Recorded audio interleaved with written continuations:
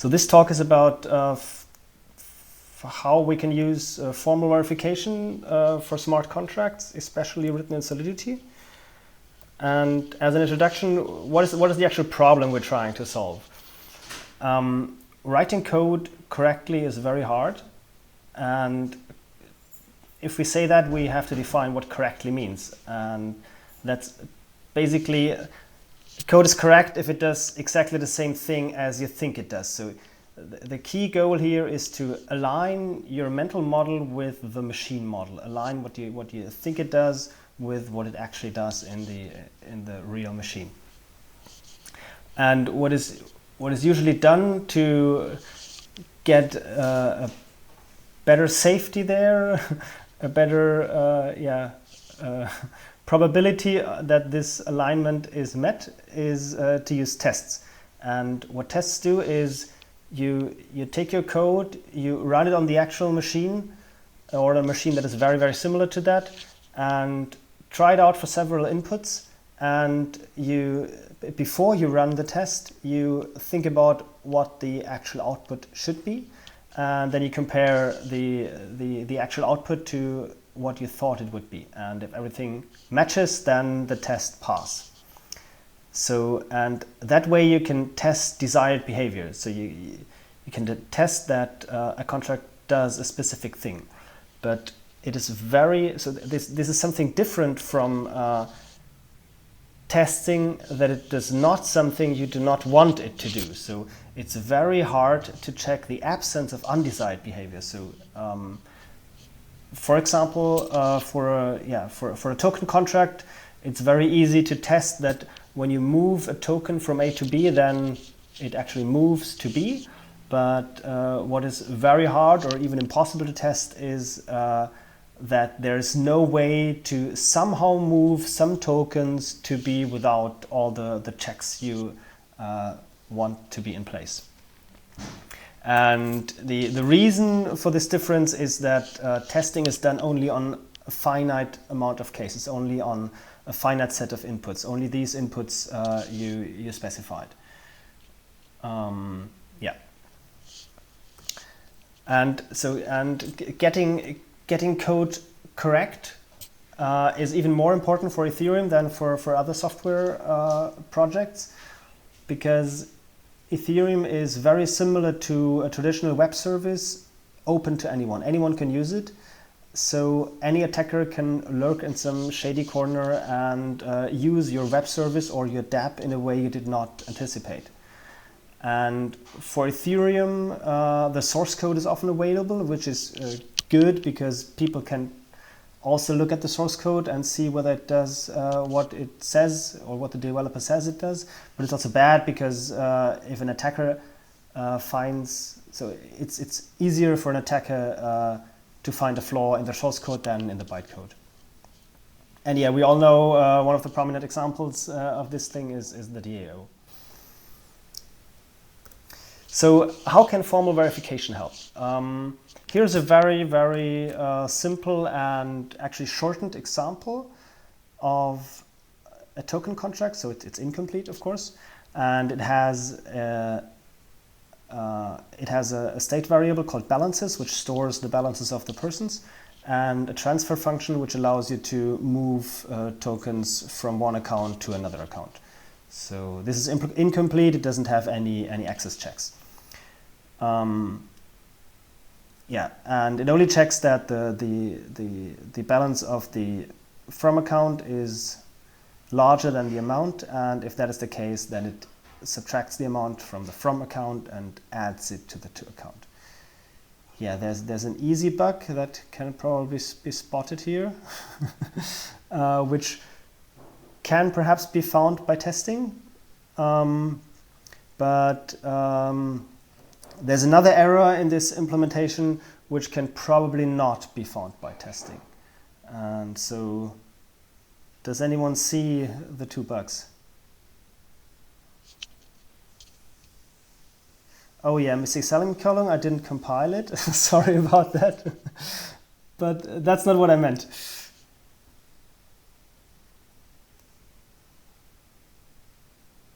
yes, greater than equal to. That's the easy bug that a testing could have found. But then there's another bug, which is, so depending on your use case, this second bug might not be relevant, but you can't be really sure. This is supposed to be a generic token contract. Exactly, overflow. So if we transfer a gigantic amount, then we might get an overflow, and some balance counter might overflow get negative, which means that it gets a really big, it results in a really big positive number, and that's not what we want. So if you only run the test with smaller balances, this overflow cannot be caught. So you have to think about also trying big inputs for the transfer function. And what formal verification do is it can kind of test a program on all possible inputs and all possible states, not only the ones you supplied. And a simple example of what formal verification can do for you is you can ask whether the transfer function changes the sum of all balances. So what we want a token contract to do is that the transfer function changes individual balances, but the sum of the balances can never be changed in the whole contract. And an overflow in some of these operations would of course change the sum of all balances, and that would be caught by the framework. What happens in general when we talk about formal verification? We provide formal statements like the one on the previous slide that says the sum of all balances is not modified by the function, and then we prove that the code satisfies the statement. This proof can of course be done manually, like a regular math proof, but since we live in 2016, we can also use automated proofers to solve this task. This is of course, formal verification has a long history, and existing tools, there are existing tools for many languages. For C, we have a tool called Framacy. For Java, there's Krakatoa. For Ada, which is a language especially targeted formal verification, there's Spark, and there's also, so the first three languages actually use the same tool, which is called Y or Y3, and the Spin and Promila use a different method a different approach that more addresses concurrent executions and interleaving transactions. We will focus on the way the first three approaches, or the first three items work, and if you use that, then usually you write a program in an existing language, so a program in C or in Java, and you annotate it with pre and post conditions in the comments. So you add your mathematical statements that you want to be proved in the comments, and then the framework takes the program and compiles it into another language, thereby adding these comments, these conditions into the compilation result. And that compilation result is, as I said, often a language called Y3.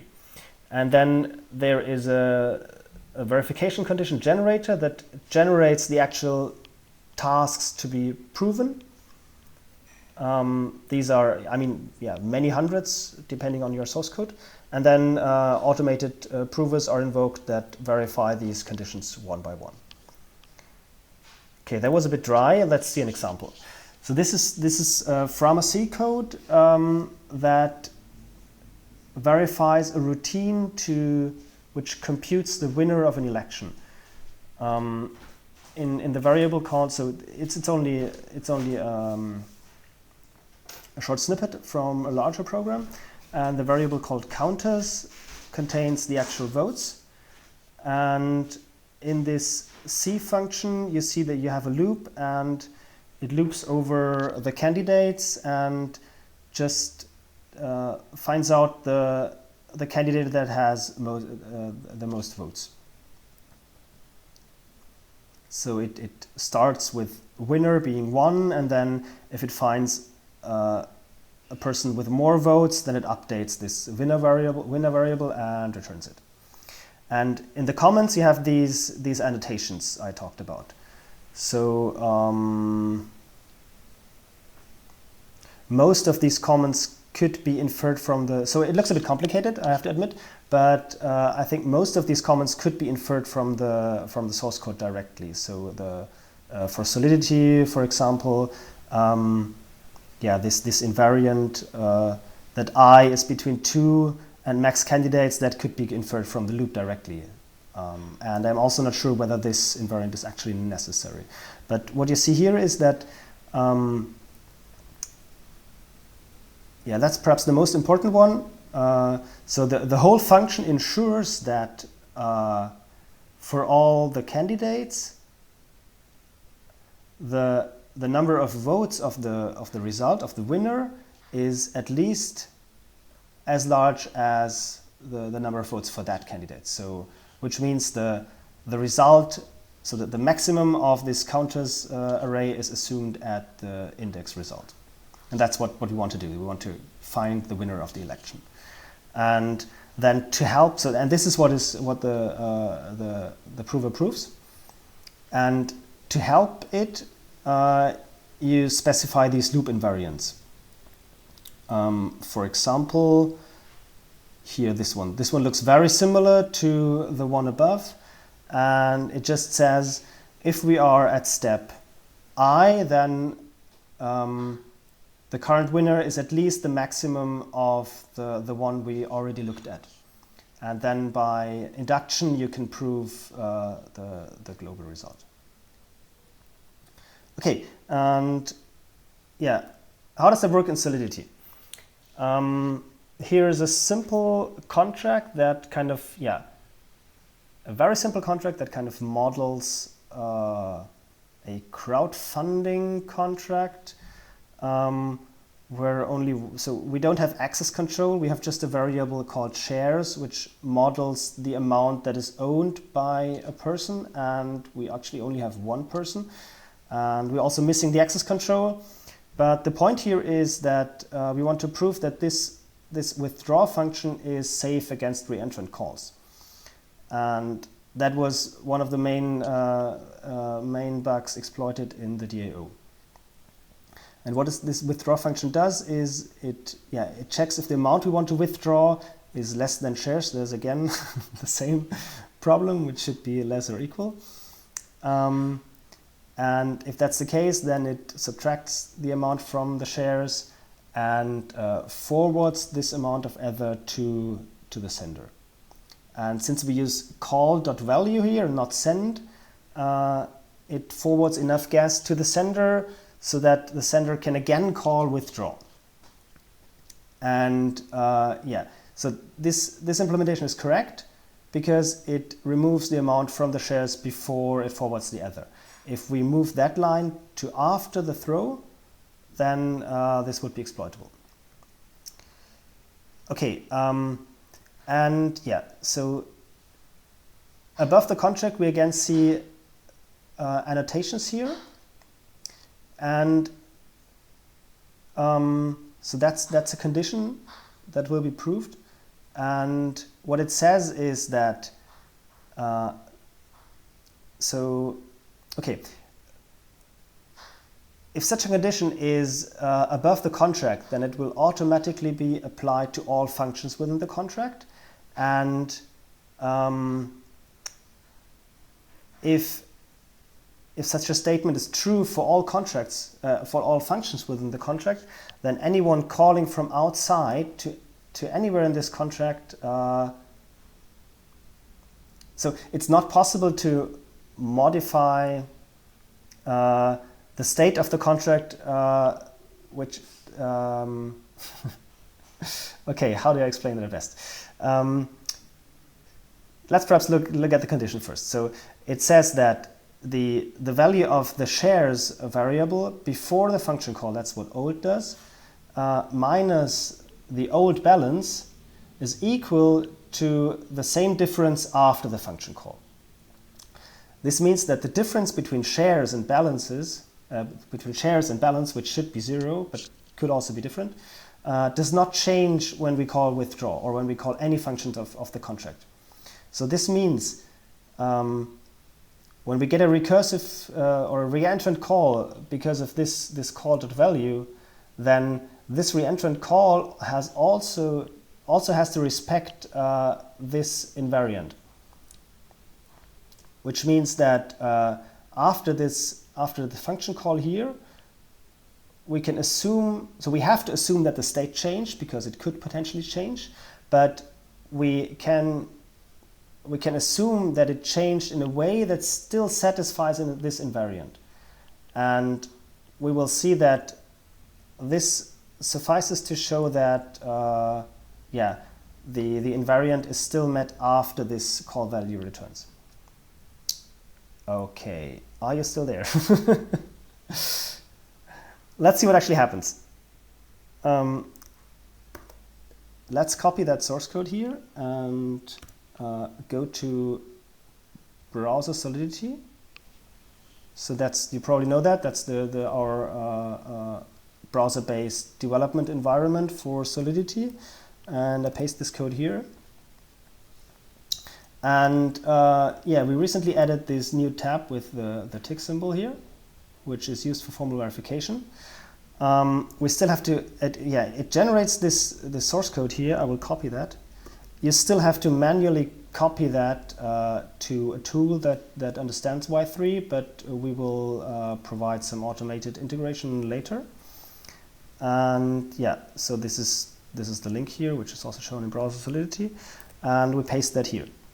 And that's some source code which looks similar to the one we had before. It also has withdraw here, it has shares, and here it computes shares minus amount. So and now we click on these wheels here, and we have to wait for a while. Oh yeah, there it is. So let's do it again. It generates tasks and proves them, and there are green ticks everywhere, which is a great thing. But what the heck actually happened? So what does it say when it has this green tick?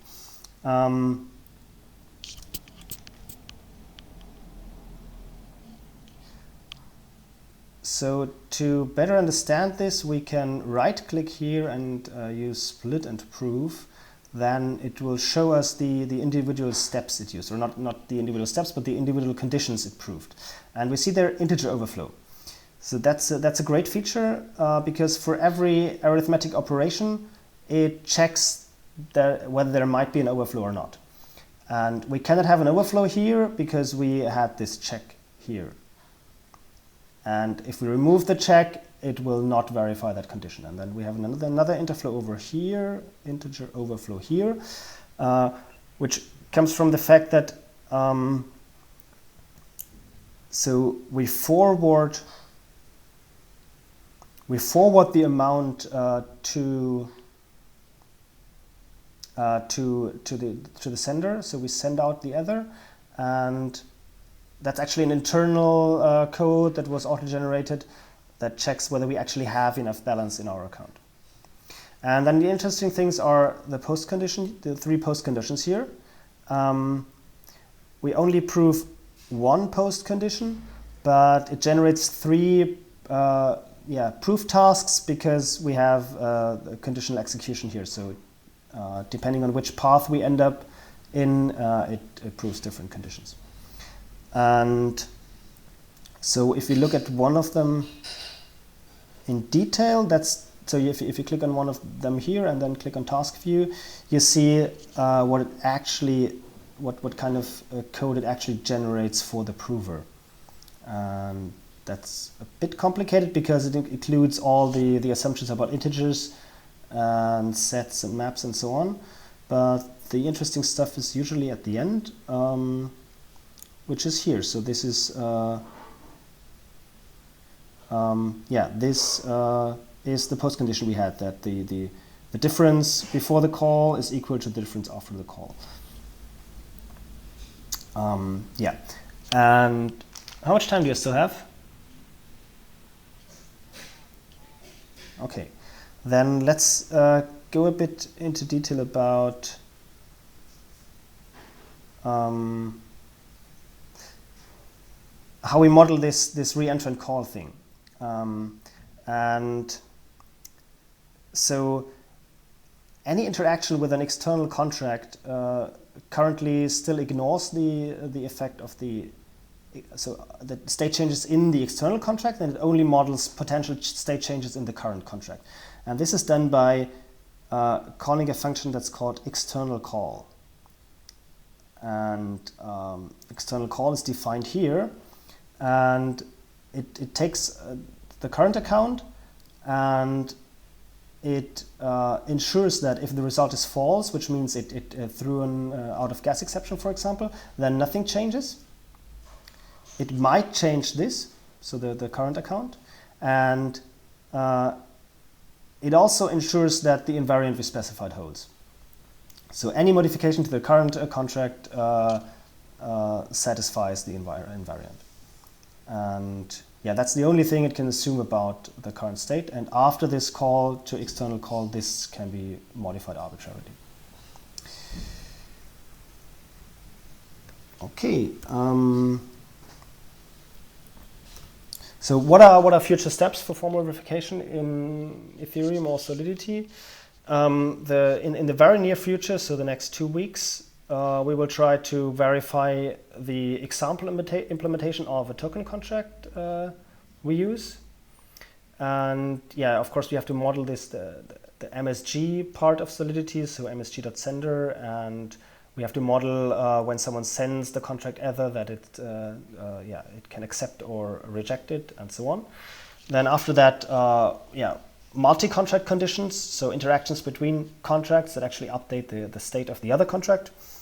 And so what has to be said is that this method only allows this alignment between the mental model and the machine model. So it only helps the developer find bugs in their implementation. It does not help finding bugs in the compiler. And for that, we need to correlate the actual model, the actual formal model that is created using these conditions with the formal model that can be created from the bytecode. That's also an upcoming task. And then, multi-transaction conditions. So, for example, conditions that say it will never be possible to get into a state of the contract where it's stuck and you cannot call any functions anymore. And so that's the basic roadmap for the future. In comparison to languages like C, we are very lucky because in the Ethereum virtual machine there's no concurrency. We have a very simple virtual machine, and for now also very simple programs, and the Solidity language is, in comparison to C, extremely simple. And so I hope that formal verification will be very, very useful in that area. Okay, that's it. Thank you for your attention.